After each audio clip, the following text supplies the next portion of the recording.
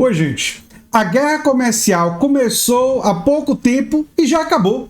A China já ganhou a guerra comercial. E se você duvida, eu vou só repassar algumas reportagens aqui que mostram que a China já ganhou. Porque os Estados Unidos criou uma exceção não só do iPhone, mas para produtos tecnológicos, né? Computadores, placas de vídeo, celulares e muitas outras coisas ligadas à tecnologia. E isso envolve os principais produtos que são produzidos na China e que são comprados pelos Estados Unidos, importados para os Estados Unidos. Isso envolve videogames, estamos próximos, né, do lançamento do Switch 2, o novo videogame da Nintendo. Então, é uma concessão grande. E aí a China, quando o Trump arregou, quando o Trump disse não dá a pressão, né, dos bilionários, né, o Mark Zuckerberg, o Elon Musk, o Jeff Bezos, todo mundo batendo na porta deles, do Trump, dizendo assim, fulano, ó, o mercado aqui, ó, o negócio tá baixo aqui, ó, tá muito ruim, ó, tá tudo, a bolsa de valores tá despencando, sabe? Aí o Donald Trump disse, realmente preciso conceder. Sabe o que a China fez? Mas agora nós exigimos a reversão completa de todas as tarifas. Sabe aquelas outras tarifas na soja, né? Aquelas outras, queremos tudo. Parece uma partida de pôquer, né? Que o Trump estava com as cartas e a China estava com cartas melhores, né? Aí o jogo foi rolando, né? E aí o Trump jogou essa carta, essa mão. Aí a China, a minha mão é melhor que a sua, cara. Não tem como, sabe? A gente tá segurando as cartas na mão, porque o seu povo, o povo estadunidense, tá acostumado a comprar os produtos eletrônicos com preço. E se aumentar muito esse preço, o povo vai fazer revolta, porque consumo nos Estados Unidos é uma coisa sagrada. É uma sociedade de consumo, é uma sociedade consumista. Eles não podem passar 2, 3 meses, sabe? Ou 4 meses sem consumir o que eles querem consumir por causa da alta de preços. Isso envolve, inclusive, produtos que não são itens essenciais, porque o aumento da comida, isso daí prejudica todo mundo. Mas o aumento desses produtos tecnológicos é temporário. Uma sociedade que não fosse consumista poderia aguentar, mas a sociedade estadunidense, não dá não. Esse pessoal quer ter o direito de consumir esses produtos no primeiro dia, num preço mais baixo. E eles estão pressionando, né? Aí o Xi olhou assim, né? O Xi Jinping, né? Olhou assim e disse, temos as cartas mais fortes. Vocês vão arregar. Arregou na tecnologia, vai arregar em tudo. Nós não vamos arredar o pé. E aqui tem outras coisas para mostrar. Aí vocês pensam, né, aqui a China exigindo, tiveram alguns membros da mídia corporativa colocando, a China pede. A China não está pedindo nada. A China está exigindo. Quem exige é porque já ganhou. Quando o outro arrega e eles querem mais, é porque já ganhou. Aí tem uma notícia que tem gente que vai pensar, André, isso aqui não tem nada a ver com tarifa. Tem. Eu vou explicar por que tem. Porque Harvard se negou a cumprir exigências de Trump e o governo congelou 2 bilhões de dólares em recursos da universidade. Aí tem gente pensando assim, mas André, o que isso tem a ver? Isso aqui é um reflexo de quem já perdeu a guerra tarifária e agora está indo com uma guerra contra a intelectualidade universitária. O Trump percebeu que na guerra das tarifas, a guerra comercial, ele vai perder, e aí ele está jogando carne vermelha, é uma expressão estadunidense, para quando você faz uma coisa que os seus apoiadores mais fiéis querem, né? Ele está jogando carne vermelha para os fanáticos negacionistas que odeiam as universidades de alto rendimento, as grandes universidades estadunidenses. Aí ele está dizendo, tá vendo? Eu sou fortão. Eu congelei dinheiro, o Trump dizendo para esse povo, congelei 2 bilhões de recursos de Harvard. Aí o pessoal que é negacionista e que não suporta intelectualidade, Trump, Trump manda ver. É isso que ele espera que aconteça. E ele espera que esse pessoal seja mais barulhento. Só tem um problema com isso. O pessoal que não é filiado ao Partido Republicano e não faz parte dos trumpistas fanatizados vai olhar para isso e dizer: e eu com isso? O preço das coisas continua caro. Você disse que ia ficar mais barato. Tá tirando tarifas, mas não tá resolvendo a inflação.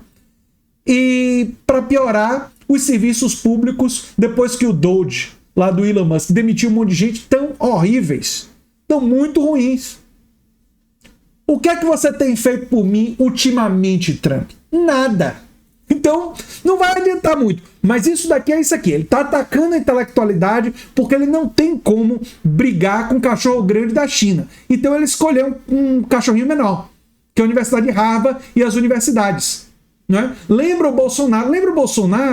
O governo Bolsonaro, que atacou as universidades federais e ficava dizendo que só tinha maconheiro e vagabundo e tal. Lembra disso? É muito semelhante, é muito semelhante, né? Aqui, ó. Mas vamos para outras coisas. Aqui, ó. A China rebateu o governo Trump e reafirmou parceria com a América Latina e disse não são quintal de ninguém. Pois é, a China, o Trump disse assim, temos que cuidar no nosso quintal, os representantes do Trump. A China já está vendo uma oportunidade, olha só a esperteza da China. Você está maltratando a América Latina? Nós vamos ficar amiguinhos da América Latina. Nós vamos estabelecer parcerias comerciais. Então, assim, a diplomacia chinesa, a gente tem que reconhecer, tem mais talento, não é? Com a declaração dessa, eles abrem portas, enquanto o trumpismo fecha portas na América Latina. O trumpismo só não fecha a porta de lambibotas tipo Milei. Aí não.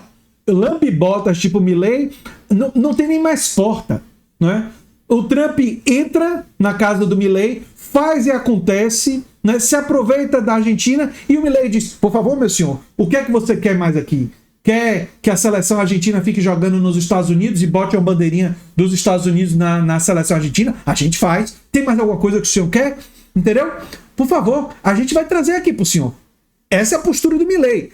Essa é a postura do lambibotas do Milei, né? Agora, é importante dizer que eu não sou passapano para tudo que a China faz. A China, nesse momento, tem dois grandes ensinamentos. Um é a política fiscal chinesa, que taxa a riqueza e está taxando progressivamente renda, dividendos e tudo mais, e o Brasil deve aprender com isso, e todo país que quer combater a pobreza deve aprender com isso. Então, políticas distributivas, a China tem a ensinar sobre isso, e a China tem a ensinar sobre um outro tipo de globalização baseada não no imperialismo de determinar como outros países funcionam, mas de cooperação internacional. A China, no BRICS, tem atuado assim. São duas coisas positivas que a gente pode falar da China, além de terem conselhos e ter uma certa mediação e tratar o regime chinês como um regime, digamos assim, sem mediação, é uma mentira. Mas é verdade dizer que a China tem repressão sobre críticos, né? A China libertou um professor de direito crítico do Xi Jinping, mas tinha prendido. Tinha prendido um cara porque falou contra o regime. E também, essa reportagem aqui do El País, China endureceu censura após críticas à decisão de Xi de se perpetuar no poder. Um grupo de dissidentes denuncia a negação das reformas que o país havia conquistado nos últimos 40 anos e esse pessoal foi censurado. Então, assim, a China tem seus méritos, tem coisas boas, a gente tem que ter uma visão nuançada, mas tem coisas do ponto de vista da repressão a opiniões com as quais eu não concordo. Eu defendo para a gente caminhar para um socialismo radicalmente democrático, em que as pessoas vão ter a liberdade de pensar como quiserem, mas que a direção do governo e do Estado tem que ser para que a riqueza produzida seja dividida entre os cidadãos e que a produção esteja cada vez mais nas mãos, progressivamente, da classe trabalhadora. Eu tenho uma visão do que o Yanis Varoufakis chamaria de comunismo humanista e radicalmente democrático, né? O Yanis Varoufakis, ex-ministro da Economia da Grécia, de esquerda, de influência marxista utiliza essa expressão. Mas a China já ganhou, viu? Na guerra comercial, essa daí já acabou. Agora nós temos que ver quais serão os próximos capítulos dessa guerra comercial e quais serão, digamos assim, as concessões que a China vai tentar extrair dos Estados Unidos, tendo em vista que ficou mais do que provado que o presidente dos Estados Unidos está nas mãos dos bilionários. Isso que quem acompanha a política já sabia há muito tempo, mas ele quis dar uma de fortão, de mandar chuva, e aí os bilionários pegaram o celular, mostraram assim para ele: epa, Trump,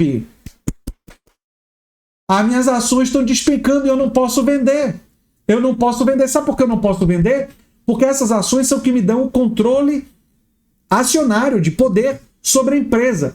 O Warren Buffett pode vender ações de várias empresas que ele tem para ganhar dividendos, porque essas ações não são importantes para ele para ter votos no conselho da empresa, em muitas empresas. Mas o Mark Zuckerberg, o Jeff Bezos, o Elon Musk, eles não podem vender as ações da Amazon, do Meta ou da Starlink, porque são essas ações que dão controle acionário, que dão controle de ter... Se um cara tem mais de 51% das ações, ele tem mais de 51% dos votos. E essa é uma ditadura total no mercado financeiro.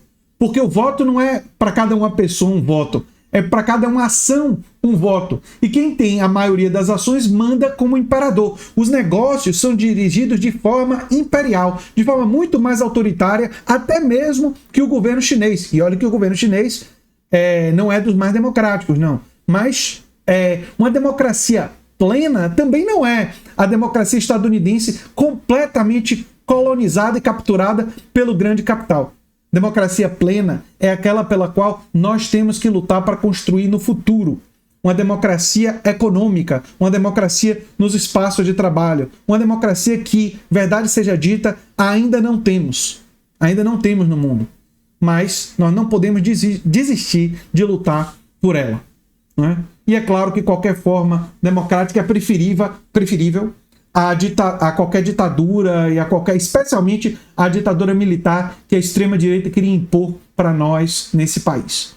Eu sou André Teixeira Jacobina, o canal é a Nova Máquina do Tempo, e se você gosta do que a gente faz, se inscreve, dá um like, compartilha, e assista a minha conversa com o Leonardo Atucci na TV 247 de hoje. Nós tivemos uma excelente conversa sobre o pensamento do Richard Wolff e o pensamento do Yanis Varoufakis, e o pensamento desses dois economistas se relaciona com o momento atual, a guerra tarifária e tudo mais. Se você gosta muito do que a gente faz, pode mandar um pix para andretj@terra.com.br. Um abração e até o próximo vídeo.